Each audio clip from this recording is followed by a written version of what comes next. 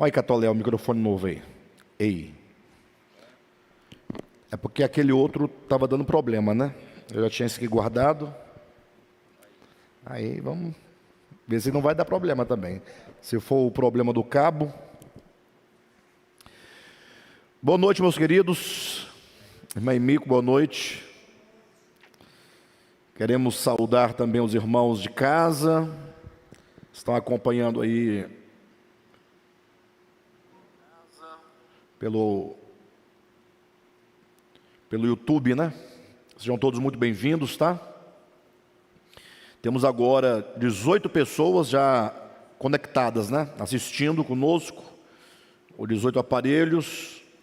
Enquanto os irmãos vão chegando aí, eu vou ver aqui os irmãos que já estão presentes aqui no chat. Irmão Manuel Buges, de Maringá, Paraná, seja bem-vindo. Irmã Nair Jesus, estava sentindo saudades já dessa palavra abençoada, trazida pelo nosso Alexandre. Amém, minha irmã, glória a Deus. Irmã Babi Santiago, paz e graça a todos, glória a Deus por mais uma quarta. Amém, seja bem-vinda. Irmão Douglas Rosa, de Alvorada, Rio Grande do Sul. Seja bem-vindo, meu amado.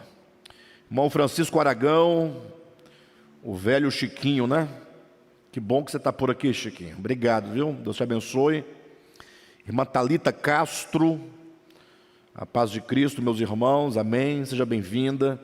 Irmã Ariadne Guimarães, de Belo Horizonte, Minas Gerais, seja bem-vinda. Vamos sim, vamos estudar, vamos aprender. Glória a Deus. Irmão Amarildo Rodrigues está aqui conosco no salão de reuniões presencialmente, né, irmão Amarildo? Seja bem-vindo, viu? Irmão Mauro César Ferreira, de Montemor, interior de São Paulo, seja bem-vindo. Nailton Salões, né? Nailton, saúda a todos com a gloriosa paz do nosso Senhor Jesus Cristo. Amém, seja bem-vindo. Marlene Vitorino, de João Molevade, Minas Gerais, seja bem-vinda, paz do Senhor. Irmã Nair Jesus, vamos dar o joinha, irmãos. Vamos entrando aí, já vamos, né, dando o joinha aí, tá bom? Irmã Valéria e Elisiel, de Aparecida de Goiânia, sejam bem-vindos, glória a Deus. Irmã Márcia, seja bem-vinda. Irmã Paula, seja bem-vinda. Irmã Silvia Rodrigues, boa noite a todos. Irmã Silvia está presencialmente aqui no salão de reuniões no Distrito Federal. Irmão Manuel Dionísio, graça e paz, seja bem-vindo. Irmã Paula, graça e paz. Irmã Rosa Cristina, graça e paz aos irmãos, amém. Seja bem-vinda, minha irmã, glória a Deus. Deus que te abençoe, viu? Bom, Maicon Dias, graça e paz, amados irmãos, forte abraço, Bispo Alexandre, né? Obrigado, amado, Deus te abençoe e receba o nosso abraço também. Irmão Tiago Nunes, de Caruaru, Pernambuco, seja bem-vindo. Irmão José Carlos Italiano, boa noite a todos, graça e paz, amém, Deus te abençoe. Irmão Jorge Guedes, graça e paz a todos os santos do Senhor, amém, seja bem-vindo. Irmão Gilberto Campos, São Gonçalo, Rio de Janeiro, seja bem-vindo. Irmã Francisca Danúzia, paz, irmãos, amém. Pedro Sérgio, seja bem-vindo, meu querido, graça e paz. Irmão Márcio e Adriana, de Maricá, Rio de Janeiro, sejam bem-vindos. Irmão Luiz Jorge Almeida, graça e paz, seja bem-vindo. Irmã Tainara Moabe, boa noite, amados, amém. Irmã Tainara fala de Minas e o esposo Douglas, amém. Paulo Botelho, de Penha, São Paulo. Irmão Vitor, paz do Senhor, amém, queridos, glória a Deus. Sejam todos bem-vindos, né? Vamos chegando aí e vamos acompanhando aí, né? Queridos, eu quero só lembrar os irmãos, tanto os irmãos que estão em casa, acompanhando aí pela internet, como também os irmãos daqui que estão presencialmente nesta reunião, da nossa cantata de Natal. Dia 24 de dezembro, de domingo agora a 8, não é? Próximo domingo a 8, é o dia 24 de dezembro, véspera de Natal. Teremos aqui no horário do culto mesmo, né? Domingo às 9h30 da manhã, mais especificamente 9h45 da manhã, teremos a cantata de Natal. Uma coisa assim maravilhosa. Uma reunião toda de louvor e de adoração ao nosso Deus, né? Cantando o Logos. Então são canções que exaltam a pessoa de Jesus Cristo e canções que falam acerca da obra de Cristo, passando pela sua encarnação, viver humano, a sua morte, a sua ressurreição e até mesmo a sua segunda vinda. Então assim é um ótimo dia e uma ótima reunião para os irmãos não somente virem, desfrutar dessa reunião, mas sobretudo para trazer também visitantes, né? Convide pessoas, traga as pessoas, vamos fazer uma grande festa, porque quem já participou da primeira cantata, que foi no ano passado, sabe que é muito bom, bom mesmo, maravilhoso, vale a pena, tá bom? Dia 24 de dezembro, 9h30 da manhã, será um domingo, serão todos muito bem-vindos, tá? Vamos orando por esse evento, para Deus abençoar os músicos, todo o grupo. Não, eu não vou cantar. Meu marido está perguntando se eu vou cantar. Ô, meu irmão, eu devo cantar no reino, né? Quando eu chegar lá no reino, eu devo lá, minha voz vai melhorar um pouco mais, eu vou cantar. Agora aqui, eu só canto quando falta o cantor, não tem ninguém, eu canto. Em vez de quando também eu peço licença para eles e canto também, porque faz parte, né? Mas quando assim, no geral, deixam eles cuidando lá, eu cuido da palavra e vamos levando. Amados, vamos orar ao Senhor neste momento, vamos fechar os olhos e vamos orar ao nosso Pai Celestial. Pai querido, nós te louvamos por esse dia, por essa noite. Muito obrigado, Senhor, por esta oportunidade. Estamos aqui vivos para a tua glória, estamos com saúde, porque o Senhor é bom, temos recebido e desfrutado da tua graça e da tua misericórdia. E aqui estamos, Pai, reunidos com os irmãos que estão em casa também, pela internet, porque nós precisamos do Senhor, da sua iluminação, do seu ensinamento. O Senhor que é o nosso mestre, que a tudo nos ensina a tua vontade, a tua palavra, o teu propósito eterno. Pai, toma-nos pelas mãos nessa noite e nos conduza pela tua palavra, para que possamos obter discernimento espiritual e assim possamos crescer em graça, crescer em vida, espiritualmente, meu Pai, para experimentarmos a cada dia a tua salvação. É o que nós pedimos em o nome de Jesus, o teu Filho amado. Amém.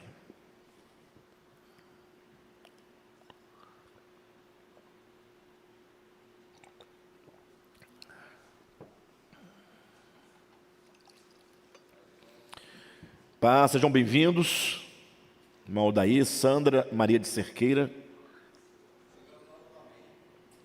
É do amém da primeira oração.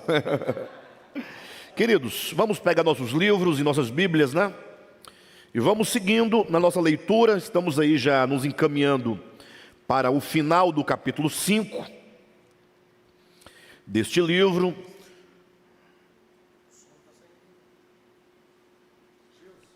Ô Gilson, está sem som aqui a câmera? Ah, já sei o que é. Só um pouquinho, pessoal. Ainda bem que eu fui bem no início, né?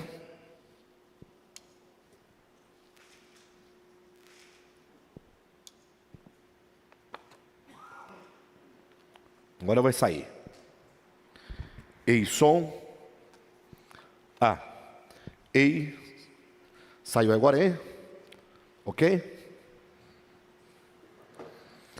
Tá vendo, irmãos? Quase que nós iríamos ficar sem o áudio da câmera, mas aí Deus usou o catolé e advertiu aí o... Tá saindo sonho? Ok? Bem, pessoal, então vamos lá, né? Vamos pegar nossos livros, página de número 71 do livro Nascidamente. Estamos nos encaminhando aí para o final do capítulo 5. Vamos lendo e vamos discorrendo aí as ideias que estão aqui apresentadas, tá bom?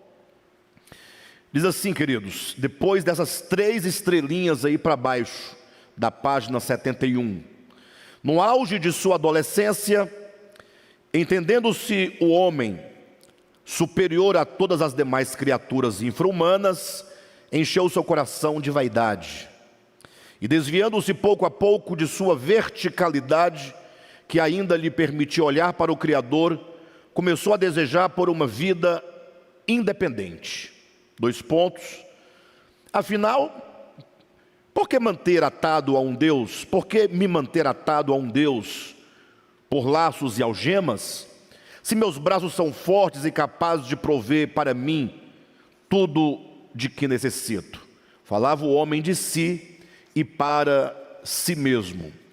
Temos aqui, queridos, 3 pontos importantes até aqui o momento dessa leitura. O primeiro nós falamos na semana passada, no último estudo, a questão no auge de sua adolescência, né?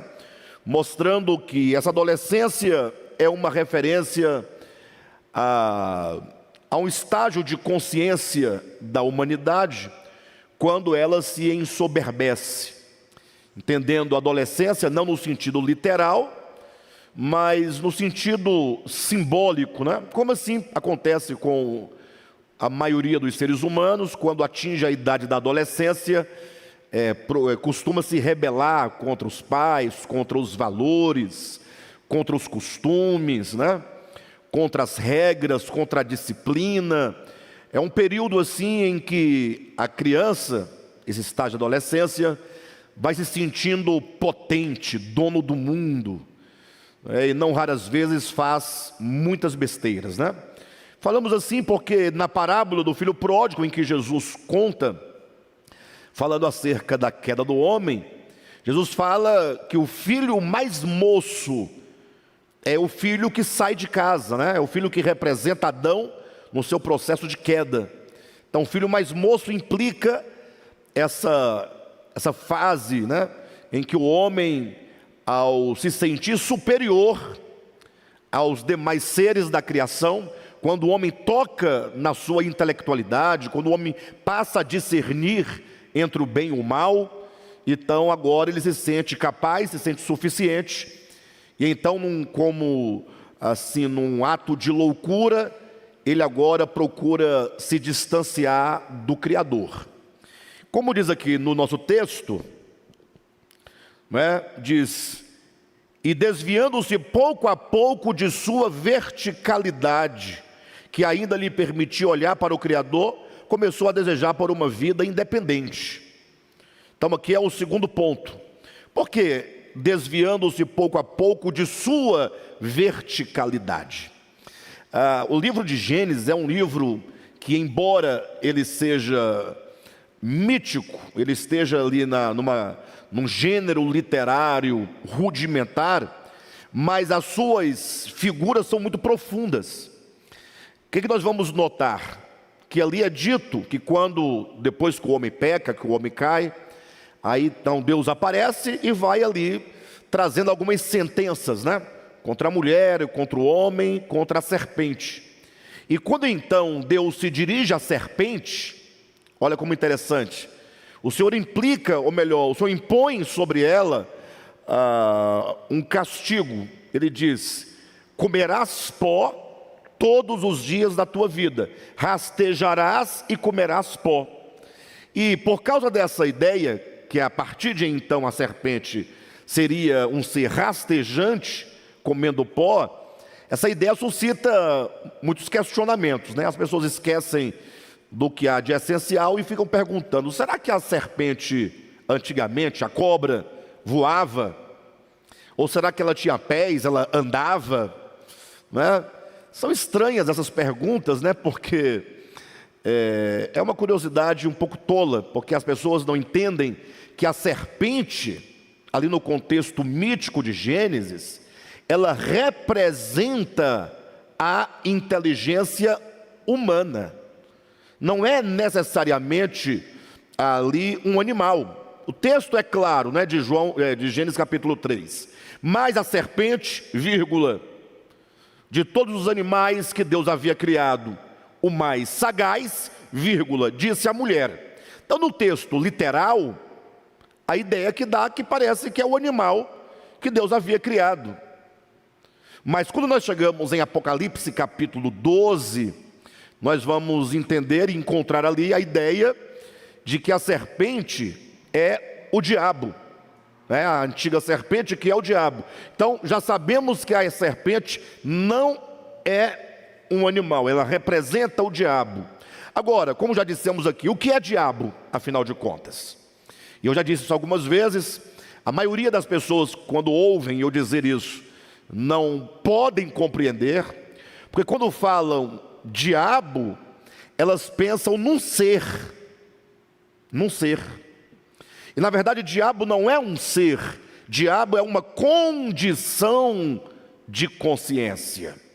Agora, referindo-se ao diabo enquanto o primeiro, o protótipo, o arquétipo, ou o conhecido Lúcifer, se tomarmos aqui na língua latina, né, na Vulgata, Lúcifer era um querubim da guarda. Então, dentre todas as criaturas que Deus criou, existem homens, existem anjos, existem querubins, existem serafins. Então, anjo, arcanjo, querubim, serafim são categorias de seres criados. Então, uma coisa é o homem, uma criatura, outra coisa é Lúcifer enquanto um querubim. Mas ambos são criaturas, são tipos de criaturas que Deus criou. Agora, quando o querubim ele se enche no seu coração de violência contra Deus, quando ele cultiva a rebelião no seu coração, quando a sua consciência é desviada da verdade e ele se torna adversário de Deus, ou seja, quando é gerado no coração do querubim uma disposição de antagonismo contra Deus, a condição dele agora é uma condição satânica, uma condição de adversidade. Então, logo entendemos que Satanás, ou o Satã, não é uma criatura, mas é a condição de coração e consciência de qualquer criatura inteligente quando se coloca em oposição a Deus. Diabo é a mesma coisa, diabo é o opositor, é o divisor, é aquele que rompe, que divide, que separa, é acusador. Então é preciso nós entendermos que quando a Bíblia fala de diabo, ainda que se referindo ao querubim caído, a Lúcifer, não está falando de uma criatura, mas do estado de consciência daquela criatura. Assim também é o homem. E quando o homem se rebela contra Deus, ele não passa a ter uma consciência de antagonismo contra o Criador? Ele também não se torna satânico no sentido de adversário do Criador? O homem também não se torna diabólico no sentido de ser acusador? Ora, mas o homem deixa de ser homem por isso? Nasce chifre, rabo de seta, pé de cabra, olho puxado de fogo, língua trissuca? Não, ele continua sendo homem. Então toda e qualquer criatura que se faz inimigo de Deus é em condição e estado de consciência Satanás. Não é sem razão que Jesus chama Pedro de Satanás em Mateus capítulo 16. Mas como a maioria das pessoas não entendem isso e não querem entender, elas acham que naquele momento em Mateus 16, quando Jesus fala a Pedro, arreda Satanás, eles pensam que Pedro estava possesso do diabo, ou mesmo quando diz que o diabo entrou em Judas, tem também um texto. O que quer dizer que o diabo entrou em Judas naquele momento? é que naquele momento a consciência de oposição de Judas em relação a Cristo se consumou.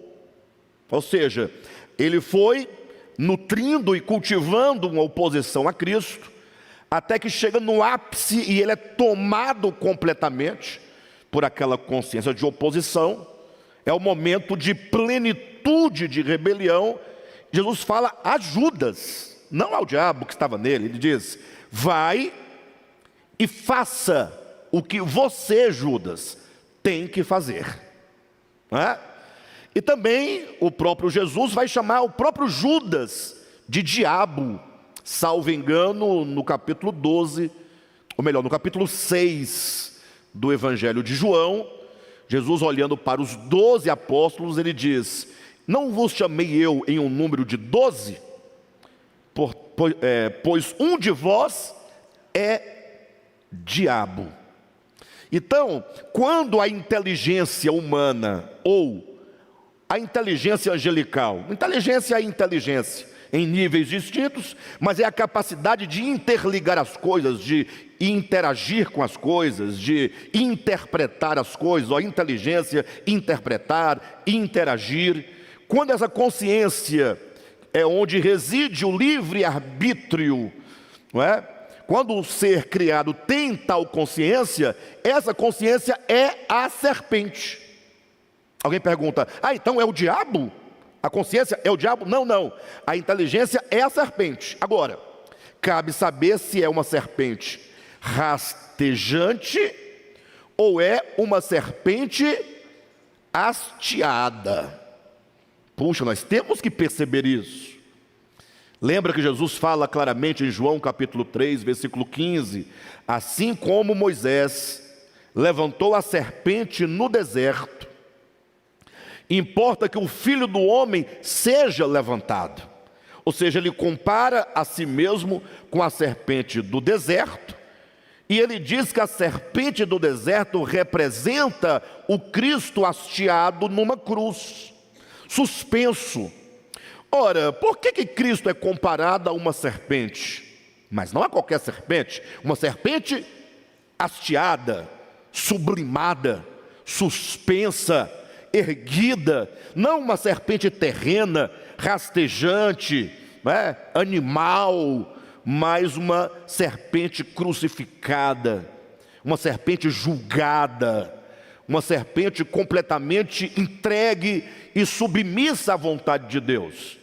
Então a inteligência humana é representada pela serpente. O próprio Jesus, em um dado momento, ele vai dizer assim para os seus discípulos: olha, sede simples como as pombas e prudentes como as serpentes. Ora, qual a relação de serpente com prudência? É que a serpente representa a prudência, representa a inteligência, representa a sagacidade. Sagacidade enquanto essa capacidade de entender, de conhecer, não é? E de decidir pelas coisas. Por isso também que em Gênesis 3 é dito: mas a serpente, a mais sagaz, a mais inteligente de todos os seres que Deus havia criado. Então a serpente representa a inteligência. Mas existe a inteligência que, na sua loucura, não é? Porque vocês imaginem, num dado momento o homem criado por Deus se desperta para a sua inteligência. Ou, dizendo de outra forma, a inteligência criada por Deus no homem, ela aflora, ela chega no estado ou estágio de maturação, de maturidade.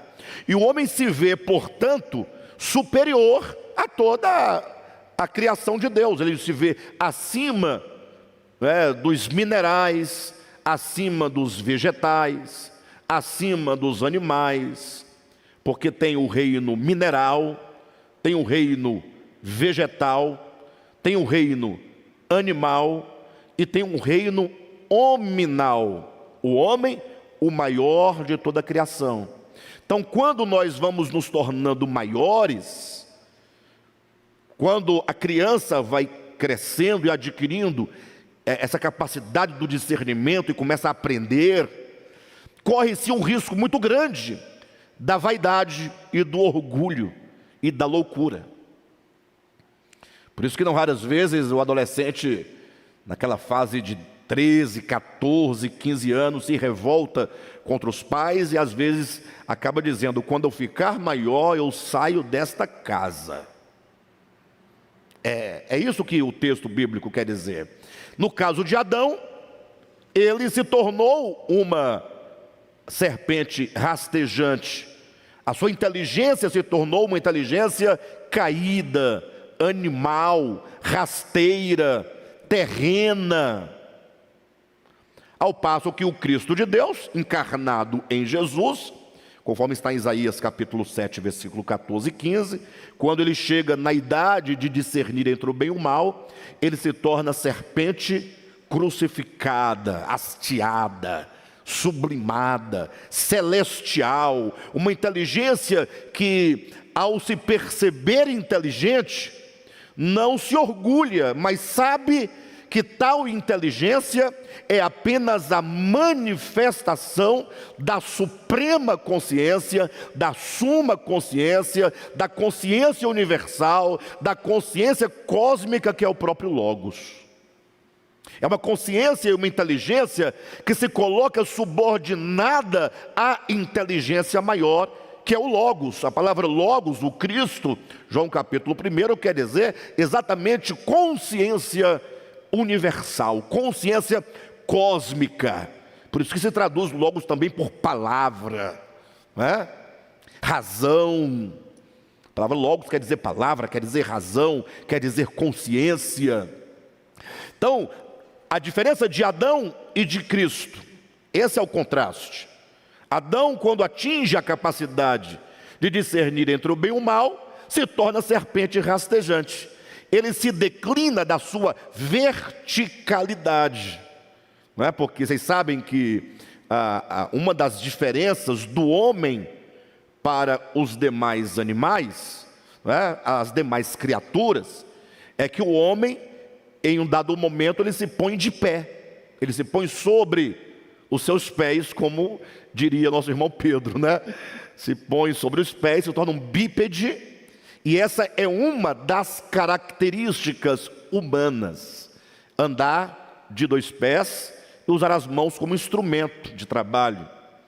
Além também do crescimento do cérebro, que tem o crescimento suficiente para que a inteligência aflore. O polegar também é uma outra característica do homem em relação aos animais. Vocês já imaginaram, se nós não tivéssemos o polegar, como seria difícil você manusear as coisas? Então esse polegar nos dá habilidade com as mãos. Tudo são diferenças biológicas do homem em relação aos animais. Lógico que a maior diferença, que é o que de fato nos torna humanos, é o sopro de Deus dentro de nós, né? Não estamos negando isso. Estamos apenas apontando que o homem, ele tem essa posição de verticalidade. Perfeito? Só que, usando a ideia de que o homem tem a verticalidade, porque ele se põe sobre os pés, porque é inteligente, porque é homem. Então, porque é homem é inteligente, porque é homem inteligente, ele se põe sobre os pés. Ele tem a verticalidade como característica humana. Então, usando essa verticalidade como metáfora, dizemos que o homem agora vai se declinando da sua verticalidade para se tornar rastejante. Simbolicamente, o homem é como uma inteligência que agora rasteja. E a ideia de terreno, comer pó e rastejar implicam os símbolos de uma inteligência caída, animal e terrena. Tudo isso no sentido simbólico, né? Quando Cristo, por exemplo, falava com os fariseus, salvo engano, no capítulo 8 do Evangelho de João, Jesus fala: vós sois cá de baixo, eu sou lá de cima. Então esse lá de cima e cá de baixo não quer dizer necessariamente ou somente questões espaciais, Mas quer dizer, eu sou uma consciência do céu, uma consciência celestial. E os homens são consciências terrenas. Por isso que a ideia de terreno está ligado ao pecado, e a ideia de celestial está ligado ao divino, ao sagrado, ao santo. É o santo em contraste com o profano. Esse é o segundo aspecto que nós podemos extrair aqui do nosso livro, quando diz: desviando-se pouco a pouco de sua verticalidade. Então agora ficou claro a ideia de verticalidade aqui? Desviando-se pouco a pouco de sua verticalidade, o que significa que ele vai se tornando de humano animal. Essa ideia de humano tornar-se animal, perdendo essa verticalidade, tornando-se quadrúpede, tudo isso simbólico, tá, pessoal? Tudo isso metafórico. Está lá também na ideia de Nabucodonosor. Vocês lembram de Nabucodonosor? Qual foi o problema de Nabucodonosor que nós podemos encontrar em Daniel capítulo 4? Imagine vocês que ele construiu um grande império, e tendo ele conquistado um grande território, que é o Império Babilônico, ele construiu uma grande casa oficial, a casa oficial do rei, um grande palácio. Inclusive os jardins de Babilônia são uma das 7 maravilhas do mundo antigo. Então ele cria aquele grande palácio, e aí ele, olhando para a obra que ele havia realizado, ele diz: esta é a grande casa que eu edifiquei. Que eu edifiquei. Então o texto de Daniel deixa claro que o que aconteceu naquele momento? Nabucodonosor deixa de dar a glória a Deus. E essa é a ideia de pecado original.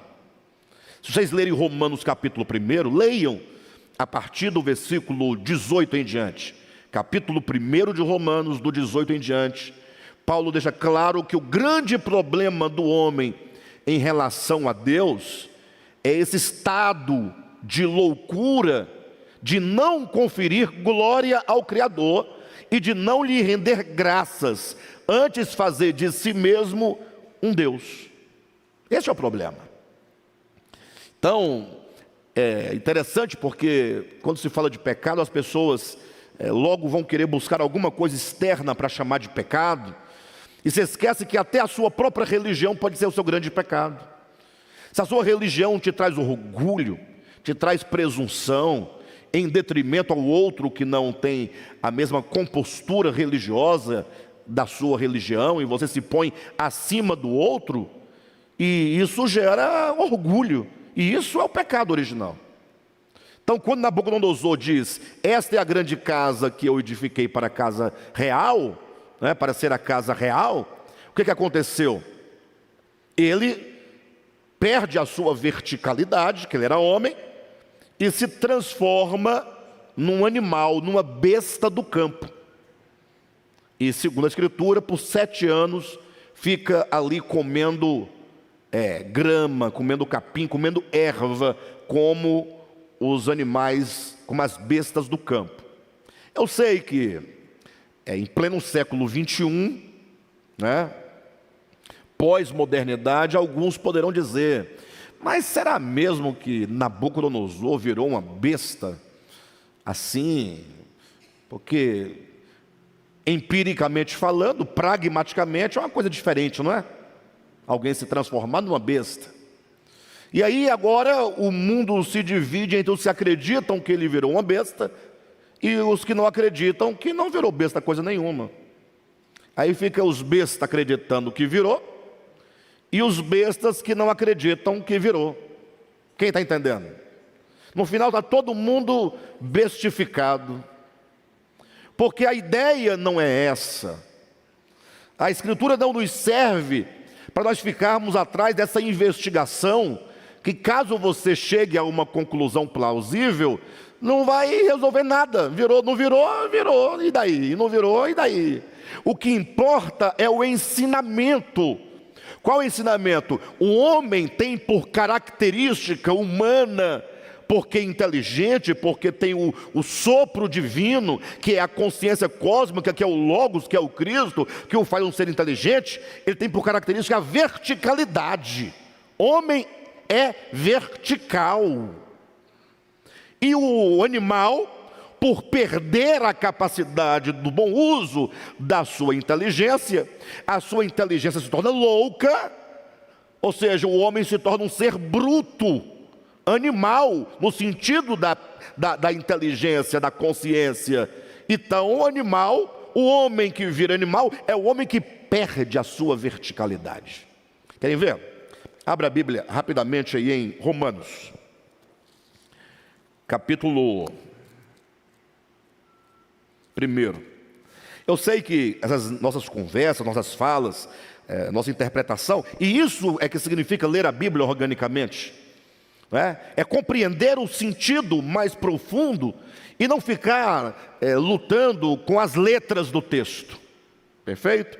Em tocar no espírito do texto e não criar dificuldade. Vamos lá, o capítulo 1 de Romanos, do 18 em diante, olha. A ira de Deus se revela do céu contra toda impiedade e perversão dos homens que detêm a verdade pela injustiça. Pronto. Aqui nós temos aqui duas coisas. A ira de Deus. Então, existe uma ira. A ira divina recai sobre quem? É a pergunta. A ira de Deus, que todos os cristãos conhecem e pregam,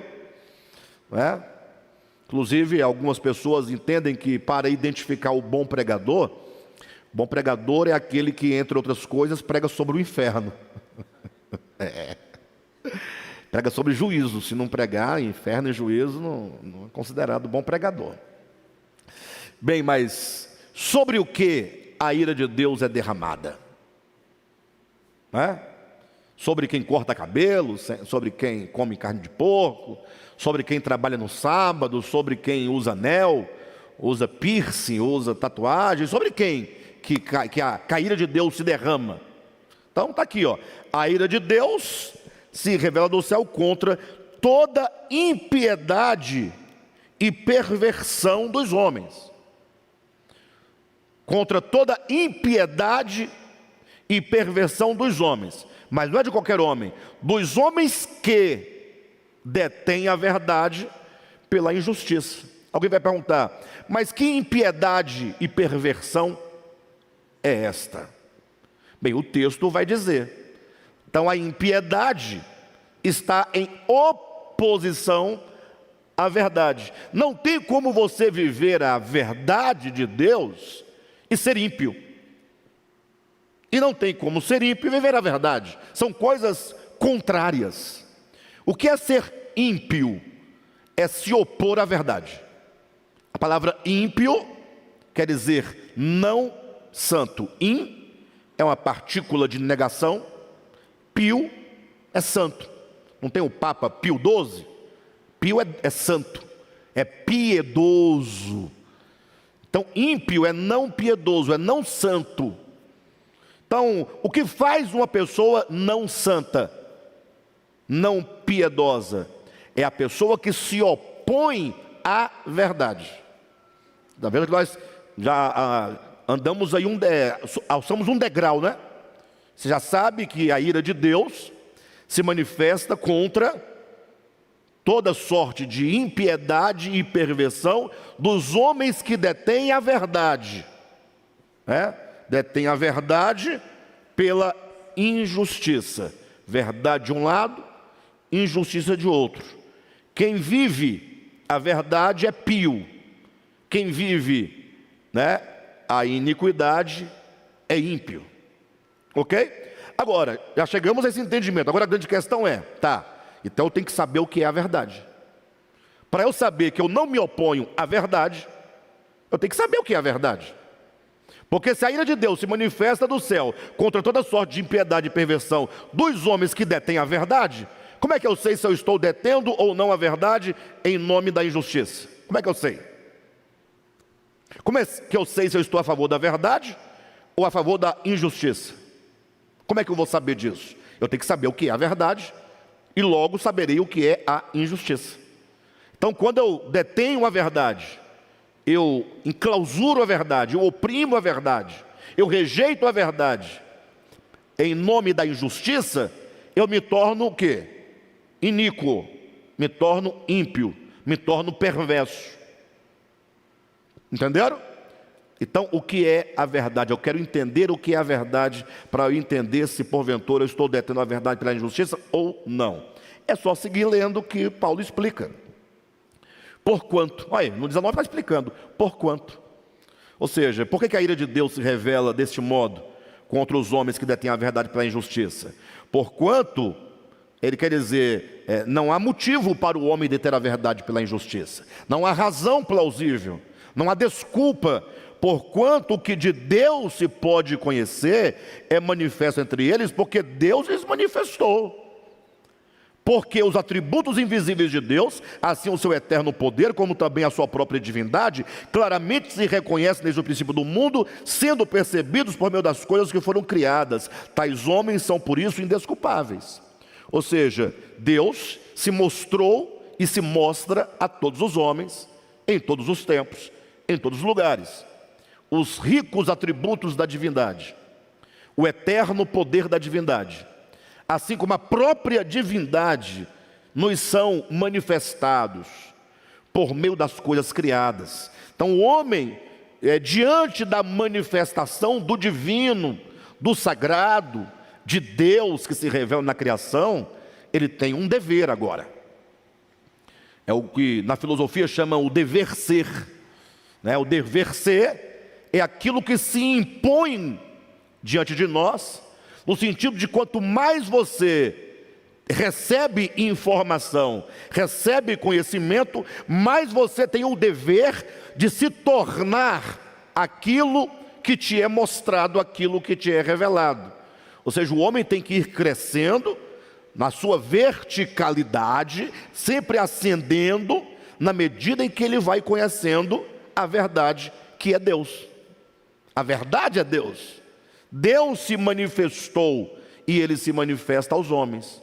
Ninguém tem desculpa de falar, não, eu me tornei de bípede, me tornei um quadrúpede, da verticalidade desci à horizontalidade porque não sabia, me tornei animal bruto porque não sabia. Não diga isso. Deus manifestou a todos os homens a sua divindade, seu eterno poder e os seus atributos por meio das coisas criadas.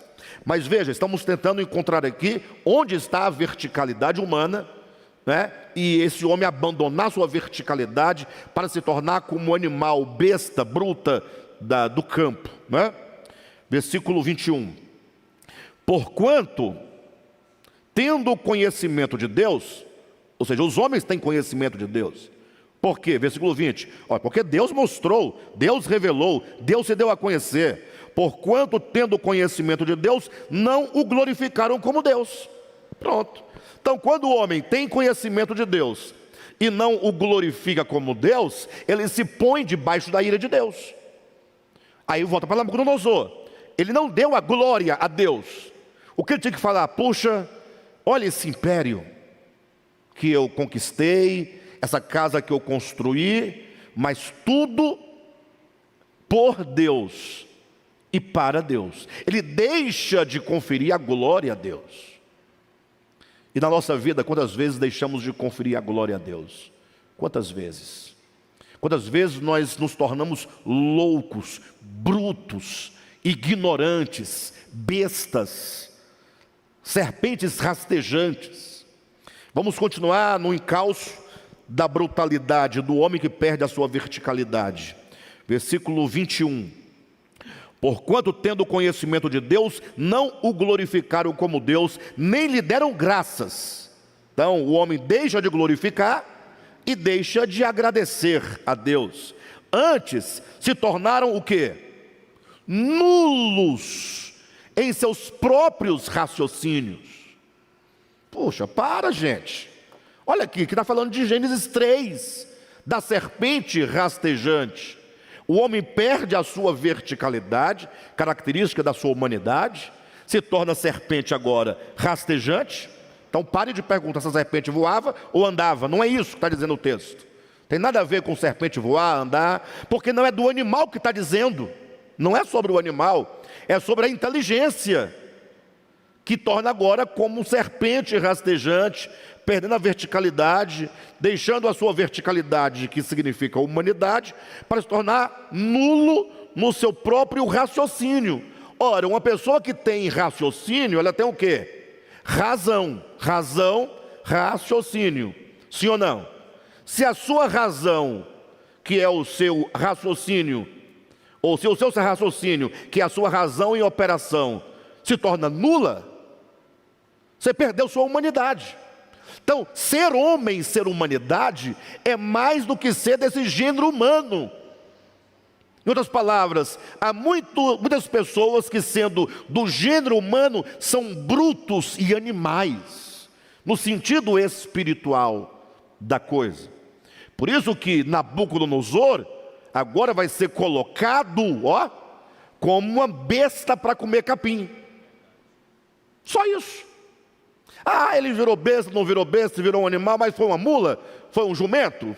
O que foi que ele virou? Uma capivara? Vamos ficar perguntando. Olha, mas até onde vai o raciocínio do crente? Ele não entende que, assim como Nabucodonosor, há milhares e milhares de homens hoje transformados em verdadeiras bestas, por ignorarem o Criador, por não darem glória ao Criador, não lhe render graças. Mas não deixou a sua forma humana, porque a ideia não é a forma humana, é a verticalidade da consciência. Maravilha, né? É isso que é ler a Escritura de forma orgânica, entender o sentido espiritual dos acontecimentos, das narrativas, dos episódios. Quem se prende à letra do texto jamais vai compreender o que aconteceu com Nabucodonosor, jamais vai entender porque Cristo é a serpente hasteada de bronze, jamais vai entender a serpente de Gênesis 3, e aí no final vai ficar com cobra lá, com cobra aqui, e com uma besta, uma mula lá em Babilônia, e vai ficar só com mula e besta no final. Vocês sabem qual é o resultado. Mas vamos continuar em busca dessa nulidade, dessa bestificação da consciência humana. Versículo 21 do capítulo 1 de Romanos.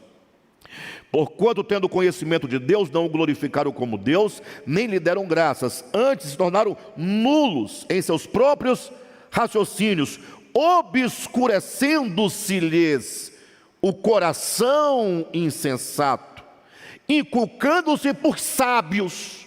Olha a serpente aí, olha a inteligência aí, olha a sabedoria aí. Tornaram-se o quê? Loucos. Tornaram-se o quê? Loucos. Aí, para você entender o versículo 23, eu pergunto: a Deus, não há Deus? E ao homem, qual a relação? O homem é criado à imagem e semelhança de quem? De Deus. Aí eu pergunto: qual é o homem que é a imagem e semelhança de Deus? São todos? Boa pergunta. Se são todos os homens a imagem e semelhança de Deus, onde está essa semelhança com Deus? Porque às vezes o homem parece uma besta selvagem, sim ou não? Uma víbora venenosa. Por que será que o anticristo, lá no Apocalipse, é chamado de besta? Antigamente falava-se muito a besta fera, não é? Porque toda besta é uma fera, e toda fera é uma besta. Ou melhor, toda besta é uma fera, mas nem toda fera é uma besta. O homem, inculcando-se por sábio, tornou-se o quê? Louco. E quando o homem que é sábio, o sábio não é a sabedoria, não é a inteligência, e sabedoria e inteligência não é a consciência eterna, divina, cósmica, não é o logos. Mas quando essa consciência se obscurece, se torna louco, animalesca, ele agora é imagem e semelhança de Deus? Olha o que acontece, olha o versículo 23. E mudaram a glória do Deus incorruptível Ora, se o homem é a imagem e semelhança de Deus, o homem é a glória de Deus. Então, o homem ser a imagem e semelhança de Deus é ter essa glória de Deus. O que é a glória? É mostrar esse Deus. E Deus se revela por meio da consciência humana. Só que quando esse homem se torna agora louco, ele transforma a glória de Deus em quê? Olha o texto bíblico. Versículo 23. E mudaram a glória do Deus incorruptível em semelhança de homem corruptível, bem como de quê? Aves, quadrúpedes e répteis. Daí o homem reproduzir essa sua loucura e insensatez em ídolos em forma de animais. Porque se o homem é a imagem e semelhança de Deus, quando o homem decai, ele agora passa a expressar o quê? Aí vem os ídolos como manifestação da condição de sua consciência. Nem falar, já não tem nada a ver o homem com o ídolo que ele faz? Não tem nada a ver? É? Não tem nada a ver? Então, segura Romanos aí, não sai daí não, e abra no Salmo de número 115. Aí você vai ver se não tem nada a ver, né? Isso se eu estiver correto do Salmo. Acharam 115? Não a nós, Senhor, não a nós, mas ao teu nome da glória, por misericórdia da tua fidelidade. Nós temos que ler a Bíblia, e nós estamos lendo aqui Romanos, primeiro para explicar Gênesis 3, para explicar a serpente, para explicar a besta do Nabucodonosor, para explicar a loucura humana aqui, o problema do pecado, de não dar glória a Deus, não lhe render graças, tudo isso. Aí você vai para um salmo desse, você não pode engolir isso aqui como um avestruz que vai comendo o que vem pela frente, vai engolindo, sem, né? Ele diz assim, olha, não a nós, Senhor, não a nós. Olha a oração, está tudo relacionado, todos os textos que nós estamos citando aqui, um complementa e explica o outro. Não a nós, Senhor, não a nós, mas ao teu nome da glória, por amor da tua misericórdia e da tua fidelidade. Esse é o espírito do homem em sua verticalidade. Não a nós. Isso aqui é o oposto de Romanos capítulo 1. Só que agora esse homem, na sua verticalidade, que diz não a nós, mas a ti seja a glória, ele vai expor os homens que estão na condição de loucura. E aí ele vai dizer assim no versículo 2: por que diriam as nações, onde está o Deus deles? Por que as nações diriam, onde está o Deus de vocês? Vocês quem? Esses que dizem não a nós, Senhor, mas ao teu nome, a glória. Versículo 3: no céu está o nosso Deus, e tudo faz como lhe agrada. Agora, tratando desses que questionam a esse Deus, prata e ouro são os ídolos deles. Olha os ídolos aqui. Transformaram a glória de Deus, Romanos 1, em imagem de homens, o quê? Corruptíveis. O que são homens corruptíveis? Homens que se corromperam, que perderam a imagem e semelhança de Deus, que perderam a glória de Deus, que perderam a sua verticalidade, tornaram-se como serpentes rastejantes. Prata e ouro são os ídolos deles, obras das mãos de homens. Tem boca e não falam, tem olhos e não veem, tem ouvidos e não ouvem, tem nariz e não cheiram, suas mãos não apalpam, seus pés não andam, som nenhum lhe sai da garganta. Versículo 8: tornem-se semelhantes a eles os que os fazem e quantos neles confiam. A relação é que estes que assim produzem se tornam semelhantes aos ídolos, logo não são semelhantes ao Deus vivo. Ou o homem é semelhante ao Deus vivo, ou o homem é semelhante aos ídolos que eles fazem. Mas não é que eles se tornam semelhantes aos ídolos que eles fazem. Os ídolos são os reflexos daquilo que eles próprios já se tornaram. Por isso que eles fazem, Romanos capítulo 1, fazem para si, não é? Capítulo 1, versículo 23, e mudaram a glória do Deus incorruptível em semelhança de imagem de homem corruptível, bem como de aves, quadrúpedes e répteis. Então, aves, quadrúpedes e répteis são ídolos que manifestam agora a imagem do homem que os faz. O homem faz os seus ídolos na forma de quê? De homem corruptível. O homem faz ídolos na forma de aves, na forma de quadrúpedes, na forma de répteis. Porque lá em Salmo vai dizer que esse homem que faz tais ídolos é semelhante ao ídolo. Se torna tão impotente quanto um ídolo. Tem boca e não fala, tem mão, mas não apalpa, tem pés, mas não caminham, tem garganta, mas não som nenhum sai da sua boca. Se torna uma relação de semelhança. Então, o homem na sua verticalidade, semelhante ao Deus vivo. O homem na condição de serpente rastejante, semelhante a bestas do campo, a répteis, a quadrúpedes.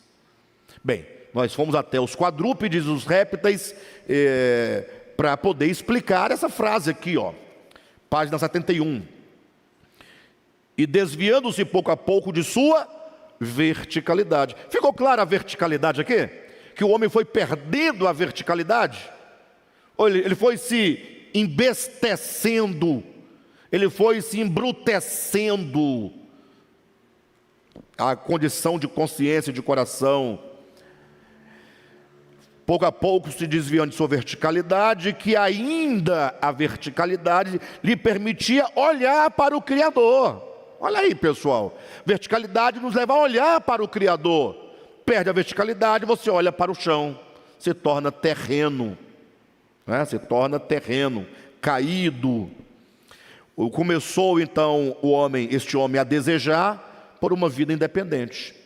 2 pontos, caberia aspas aqui para dar início ao discurso direto, como quem coloca a voz na boca deste homem que caiu, como se Adão, naquela ocasião que estava decidindo viver por si mesmo, tornar-se serpente rastejante, como se ele dissesse: afinal, por que me manter atado a um Deus por laços e algemas?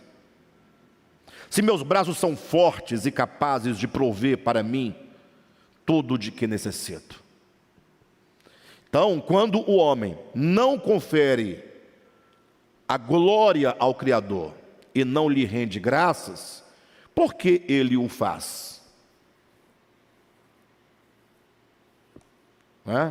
Por que ele o faz? Sabe quando você ajuda alguém, e essa pessoa, no primeiro momento, ela é ingrata com você. Você ajuda e ela recebe aquilo ali, e na cabeça dela, você tinha que ter ajudado. Você tinha que ter ajudado. Ela acha que é sua obrigação ajudá-la. E se você não ajudar, e a primeira vez você ajudou, agora ela fica na expectativa que você vai ajudar novamente. E ela acha que você é obrigado a fazê-lo outra vez. Ou seja, ela não confere a você, aquela ação, fala: olha, poxa, muito obrigado por você ter feito isso por mim. Me sinto agradecido, e me sinto obrigado a eventualmente corresponder a essa sua ação. Então, tudo começa no coração do homem, achando no primeiro momento que Deus é obrigado a nos atender. Começa daí. Mas, com o passar do tempo, o homem agora vai considerando que na verdade não é Deus que faz, é Ele que promove. Porque imagine só, depois que que aconteceram algumas revoluções na história humana, pensem vocês na revolução linguística, o homem começa a falar. A revolução da agricultura, o homem começa a plantar. A revolução industrial, o homem começa a produzir. A revolução científica, o homem começa a descobrir medicamentos, cura e etc. A revolução tecnológica, não é? Desde os inventos aí, como a lâmpada, a televisão, os meios de comunicação, depois a tecnologia, a nanotecnologia, agora a inteligência artificial. Tudo isso vai gerando no homem uma ideia de que o homem é capaz de realizar. E aí não precisa perguntar nem para a Bíblia, nem para Deus, nem para um cristão. Basta perguntar para um ateu, como o Yuval, que escreveu o livro Homo Deus, Yuval Harari, que ele diz que muitas revoluções aconteceram na experiência humana, e agora, segundo ele, a partir de 2016, a nova agenda da humanidade é o homem tornar-se Deus. Ou pelo menos a pretensão de tornar-se Deus, com o domínio do envelhecimento ou do não envelhecimento e da vida eterna. Não, mas é o caminho que está indo aí. E ele é um ateu, e ele vai usar em letra minúscula, mas vai dizer, mas o apocalipse vai acontecer. Ele coloca o apocalipse com minúsculo, mas ele diz que vai acontecer. Leiam, Homo Deus. Ele vai dizendo que essas experiências das revoluções humanas foi transformando o homem, pouco a pouco, homem sapiens, depois homo faber, depois homo ludens, agora homo Deus. É a ideia. Ou seja, ele quer dizer, o que o homem vai conquistar agora? É a pergunta do Harari. O que falta para o homem conquistar? O que falta para a árvore do conhecimento do bem e do mal, que mata se dela depender? Qual é o fruto final? Qual é o amadurecimento final do fruto da árvore do conhecimento? Senão a pretensão de cumprir e de realizar a promessa da serpente: serás como Deus. Então, essa é a ideia. O homem se torna ingrato, o homem passa a conferir a si. Por que ele não dá glória a Deus? É porque fui eu que fiz. Eu não dependo, diz o homem, de Deus para resolver o problema da minha saúde. O homem inventou a penicilina, uma grande descoberta. Muitas doenças já são resolvidas. Harari vai dizer que o problema do homem não é um problema espiritual, não é um problema, é um problema, diz ele, um problema técnico, é um problema mecânico. Ele diz que o homem é como um carro. Quando o carro para, não anda mais, ele tem um problema de natureza física e mecânica. Faltou gasolina, então coloca gasolina que o carro vai andar. Não, o carro ele quebrou lá um mecanismo, tal, troca a peça, ele vai andar. Qual é o problema do homem? Ele fala, o problema da angústia do homem não tem nada a ver com Deus. O problema do homem é um problema técnico. Você pode resolver corrigindo a comunicação entre neurônios que vão gerar substâncias da alegria, do prazer, da satisfação. Então, diante desse quadro, diz o Harari, o homem está chegando agora no ponto de assentar-se no santuário de Deus, julgando-se como se fosse o próprio Deus. Este é o homem bestificado, embrutecido, ignorante. É a besta que se transformou Nabucodonosor, é a serpente rastejante, lá de Gênesis capítulo 3. Não é? E é isso que nós estamos apresentando aqui, que está acontecendo com este homem. Página 71. Não é? No auge de sua adolescência, entendendo-se o homem superior a todas as demais criaturas infra-humanas, encheu o seu coração de vaidade, e desviando-se pouco a pouco de sua verticalidade, que ainda lhe permitia olhar para o Criador, começou a desejar por uma vida independente. Afinal, por que me manter atado a um Deus por laços e algemas, se meus braços são fortes e capazes de prover para mim tudo o de que necessito? Falava o homem de si, para si mesmo.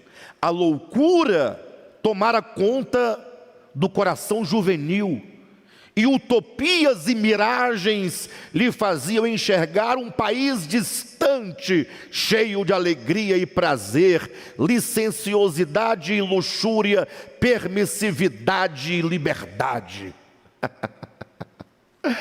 Ai, ai, ai. Vocês estão entendendo aqui que a narrativa é do filho pródigo, né? Dá para perceber. A loucura tomara conta do seu coração juvenil, do filho mais moço. E utopias, a palavra utopia quer dizer lugar nenhum. Utopia é aquilo que não há, aquilo que não existe, só existe na sua cabeça. Utopia, partícula de negação, não. Topia vem de topos, lugar. Topografia é a grafia, o registro daquele território, daquele lugar. Utopia é nenhum lugar, lugar nenhum, fantasia. Você nunca vai alcançar, porque esse lugar não existe.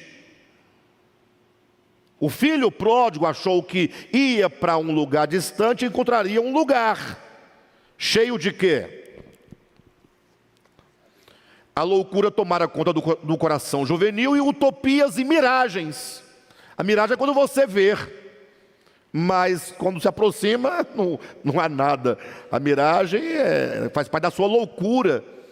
Utopias e miragens lhe faziam enxergar um país distante, país esse cheio de alegria e prazer, licenciosidade, luxúria, permissividade e liberdade.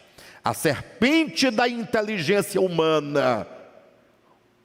Irmãos, a serpente da inteligência humana oscilava entre o hastear-se na cruz e o rastejar-se no pó.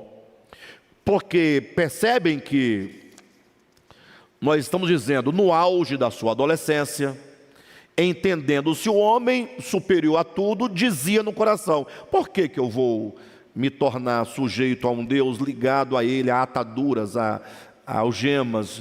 Por que não ir para um país tal e viver assim, prazeres, licenciosidades, luxúrias, permissividade, liberdade? Percebe-se aqui que a narrativa do texto está colocando o homem aqui num processo de queda.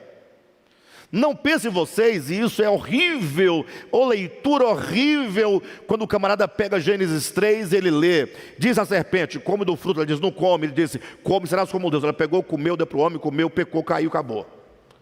A leitura do texto não dá um minuto. A pessoa pensa que o homem caiu em um minuto. Não existe queda em um minuto. Queda é processo. E eu vou dizer mais: queda é tão processo quanto salvação. Afinal, o caminho que leva o homem da casa do pai para a terra distante tem a mesma distância da terra distante para a casa do pai. Tem a mesma distância. Então, o menino ele tem que caminhar para uma terra distante. Cada passo é uma decisão. É uma tomada de decisão, é uma tomada de atitude, até chegar no fundo do poço, criando porcos. Agora, o caminho também não é caindo em si, está na casa do pai. Ele tem que trilhar o caminho de volta. Cada passo uma decisão, cada decisão uma atitude em direção à casa do pai. Logo, queda e salvação são processos. Não há mágica. Então fique tranquilo, você que ouve a palavra, que ama a palavra, ama o Evangelho, fala assim: poxa, mas eu estou distante do objetivo do Evangelho, eu não consigo me ver ainda no Evangelho pleno. Não se preocupe com isso, apenas caminhe na direção. Cada dia, um dia, cada passo, um passo. Só caminhe. O restante Deus já está fazendo, ou Ele já fez. Basta você seguir com perseverança. Amém? Então, vemos aqui a ideia de processo, né?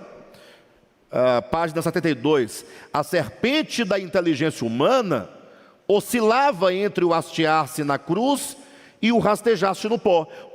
Ora, essa oscilação entre a cruz e o pó, cruz e pó, chama-se tentação. Tentação, ela está acontecendo. A tentação é quando você fala, puxa, a cruz, né? Aí você fala, puxa, mas e o pó? O pó é muito bom, o pó é maravilhoso. Pó que eu falo é pó, a terra, tá, irmãos? Terra. Aí você fala, puxa, mas e a cruz? Lá no alto, puxa, mas cai embaixo. Aí você fica sendo o quê? Tentado, oscilando entre a cruz e o pó da terra. A cruz propunha ao indeciso homem uma existência em plena harmonia com o divino, em completo reconhecimento de que ele nada seria sem o todo, única maneira de encontrar a sua plenitude. Olha, a cruz, vou repetir, propunha, a cruz propõe ao homem, ao indeciso homem, uma existência em plena harmonia com o divino, em completo reconhecimento de que ele, o homem, nada é ou nada seria sem o todo. Deus é o todo, única maneira de encontrar a sua plenitude. Então o homem só encontra a sua plenitude no todo, perfeito? E o pó, que é a terra, se lhe oferecia por alimento. O pó se oferece ao homem por alimento, garantindo-lhe fazê-lo senhor de todos os reinos do mundo, por onde rastejaria todos os dias de sua vida. E aqui já estamos dialogando com a tentação de Cristo no deserto, quando o diabo lhe oferece todos os reinos do mundo. Então, se por um lado a cruz propõe uma existência plena, em plena harmonia com Deus, uma existência em completo reconhecimento de que o homem nada é sem o todo, porque o todo, estar no todo, é a única maneira de encontrar a sua plenitude. Por outro lado, o pó se lhe oferecia por alimento. O pó oferecia-se a si mesmo ao homem como alimento, dizendo ao homem que se o homem comer o pó, o homem será feito senhor de todos os reinos do mundo, por onde, por esses reinos, enfim, rastejaria todos os dias da sua vida. E diante desse monólogo interior do homem, somente a sua consciência testemunhava o drama da tentação. Irmãos, eu vou parar por aqui, porque se eu continuar a leitura, eu poderia conseguir chegar à página 74 lendo, mas nós iríamos perder muita coisa que está aqui dentro, e eu não quero fazê-lo de qualquer maneira. Eu vou devagarzinho, sem pressa, tirando o melhor deste livro, e o melhor das Escrituras, porque este livro é apenas paráfrases dramáticas do texto bíblico. Tá bom? Então, glória a Deus, que Deus abençoe a todos. Vou marcar aqui, página 72, onde nós paramos. Semana que vem nós retomamos. Espero que nessa semana vocês reflitam e pensem sobre a questão da verticalidade humana e do embrutecimento do homem, que o torna como uma besta do campo. Tá bom? Obrigado aos irmãos de casa que nos acompanharam até agora.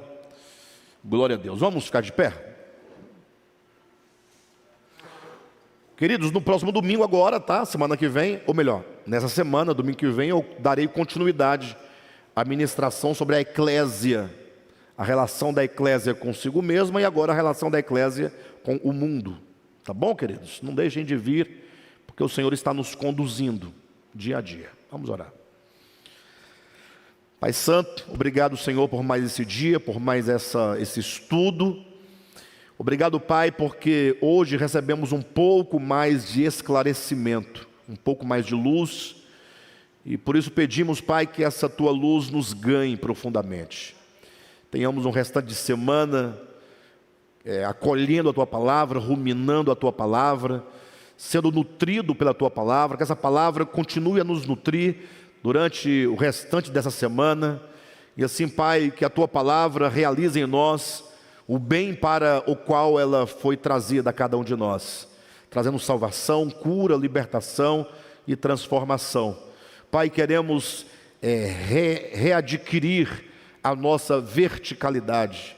Põe-nos de pé, olhando para Ti, reconhecendo que Tu és tudo e que tudo procede do Senhor, para que tenhamos uma vida de plena harmonia contigo, em plena submissão, amor e obediência à Tua vontade, em conexão com o Teu Espírito Santo.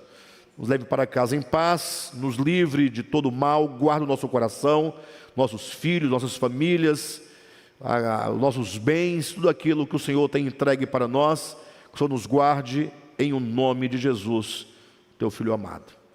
Amém. Obrigado, queridos, abençoe a todos, até domingo, se Deus permitir.